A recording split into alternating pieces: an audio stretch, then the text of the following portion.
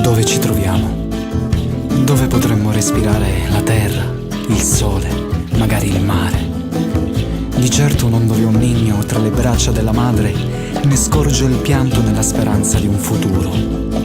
Forse ce lo dirà il tempo, forse solo tempo su tempo riusciremo ad arrivare. C'è però chi preferisce cantare, o Paloma che ha ancora tra i sogni qualcosa da mostrare, o chi taglia corto e si fa raccomandare. E poi c'è Giufà che tra i suoi 100 capricci si domanda: ma come nacquero le corna? Ma alla fine, credendoci di fatto assolti, in realtà ne restiamo tutti sempre coinvolti.